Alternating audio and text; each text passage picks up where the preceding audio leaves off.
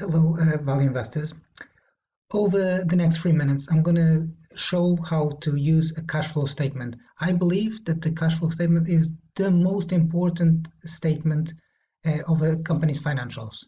I believe that this will tell you so much, but yet so few investors actually bother to appreciate it. In the bull market of the past decade, everyone is just focused on revenue growth rates, and the cash flow statement shows up so much stuff that if with a few tweaks that I'm going to show in this video, you'll understand your way around it much better. So this company is a company I used to be invested in. I have no position anymore, so I feel free to talk about it.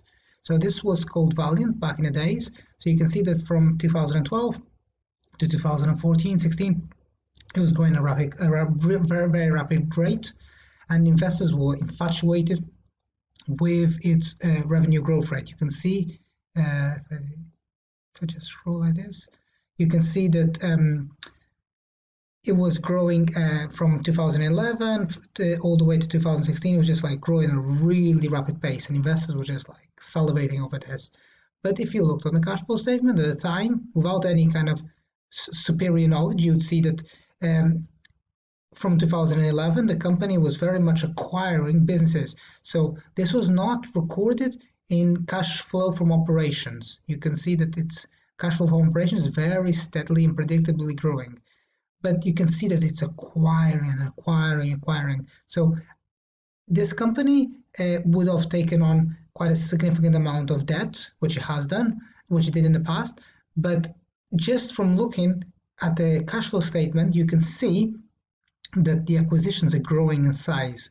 And the reason why they're growing in size is to basically move the needle on the bottom line. So at the end of the year 2000, Enron was doing something similar-ish. It was also taking on quite a lot of off-debt balance, off-balance sheet debt, but it's not very dissimilar to this here. So if you see a cash flow statement, the most important line that you should look at is cash flow from investing activities, because this is what management wants you to look at. Management wants you to look at cash flow from operations. They will point your fingers and your mind towards this. Yeah, this is what management wants you to look at, but this is what you should be looking at. You should be looking at below the capex line, what kind of stuff is going on here.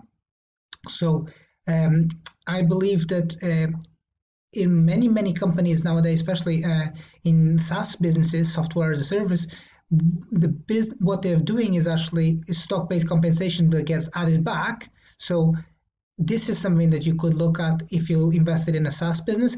Try and figure out what proportion of the cash flow from operation, what percentage is actually stock-based compensation. So in many businesses, for example, Cloudera, etc., you're seeing that the stock-based compensation is huge in comparison to the cash flow from operations. So it means that they are going to dilute you as a shareholder. They're going to be basically cashing in their options, and they're going to be diluting you as a shareholder, but you will not be able to perceive this immediately because your cash flow from operations is going to look very nice.